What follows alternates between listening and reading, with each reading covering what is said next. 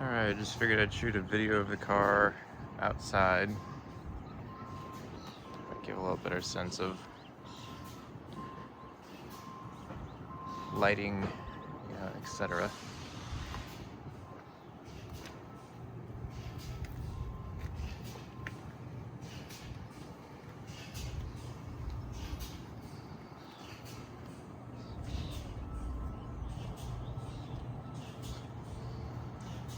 There's a couple little bumps and bruises on it. Nothing too crazy considering the mileage. We'll kind of go through here. So I'm looking down the sides.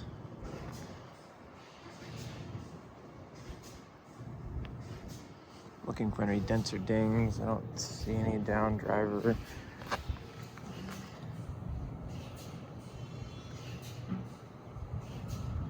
I don't see any down passenger side either.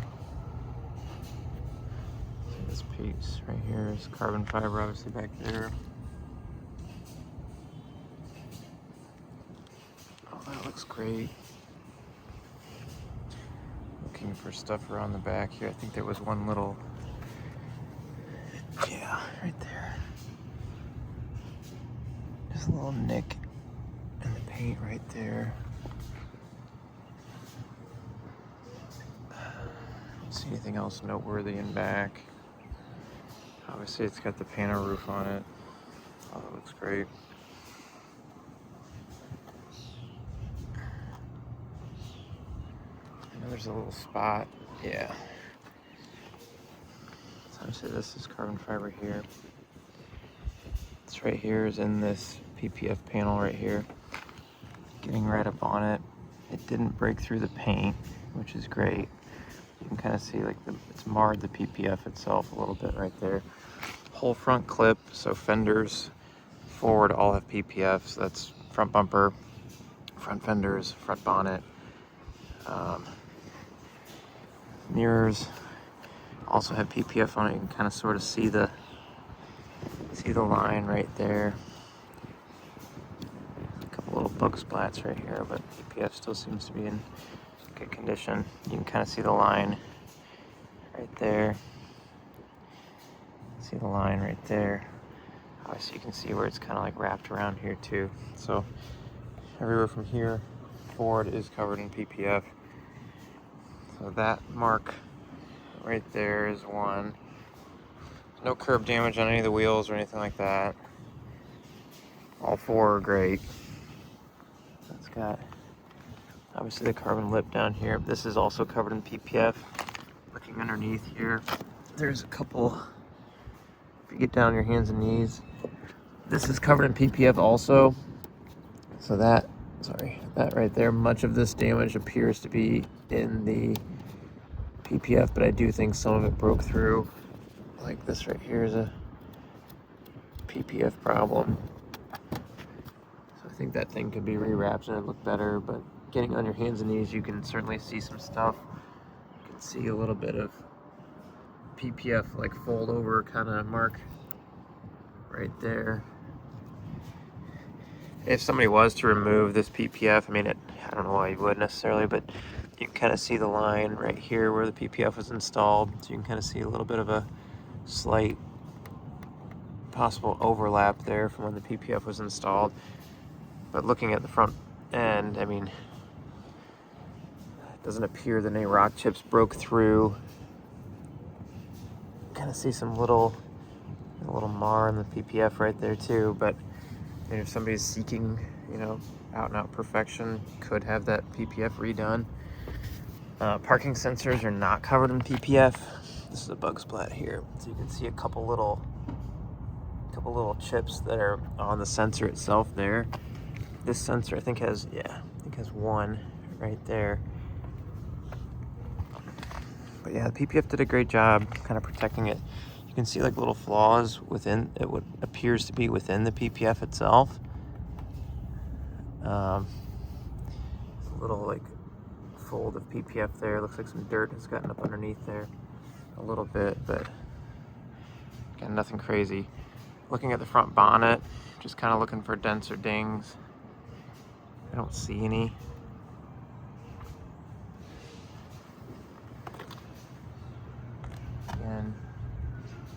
see any dents or dings down the side.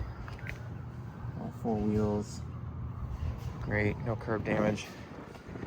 Windshield has kind of like a smattering of like small like little stuff. The most sizable chip is right here. It's very low, so it's not in your direct line of sight. It appears to still be the factory Mercedes windshield.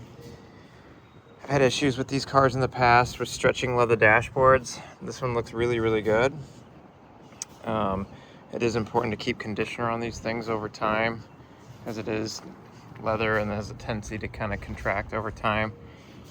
And so yeah, it's definitely the original Mercedes windshield. But looking at the dash, everything looks great. They have a tendency to like start curling up, you know, around that speaker grill there. I've had these before where that's happened. There's another slight chip in the windshield right there, which I think that one could be filled. Another one right here, like chip in the windshield. But not too terrible considering the mileage. There's no chips or anything that are within the driver's line of sight. Moving inside, there are no strange smells or anything like that, non-smoker. I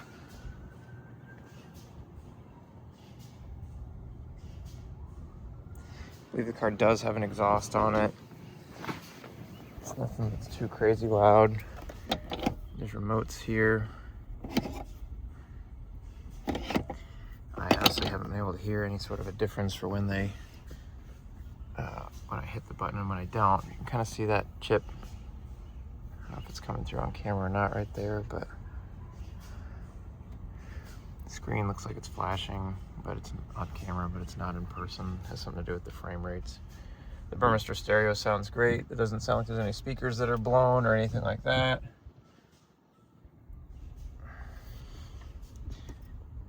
Start it up.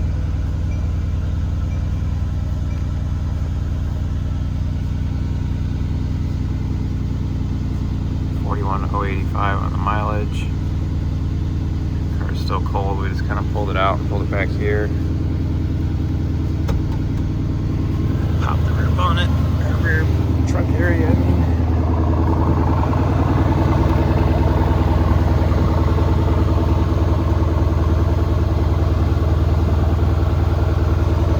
Got this little cover right here that kind of put in place if somebody wants it. I think it's supposed to retract, but it's not retracting very well. We can roll it back up again. Just have to mess with it a little bit. Some people like it, some people don't. It just depends on the person.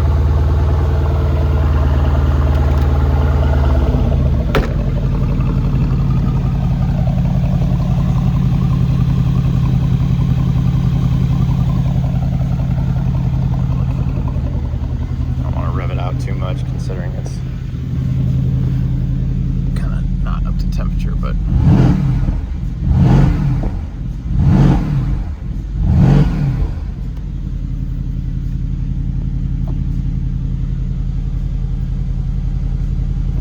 telescope, all that stuff works. Power seats work.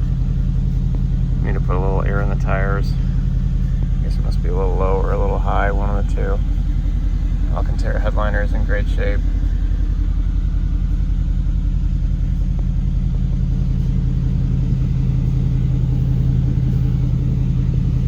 Doors are excellent.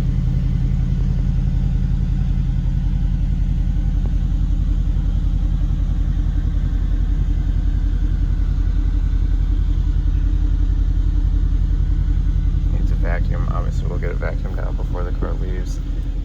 Only have one key. Missing its AMG logo on the back.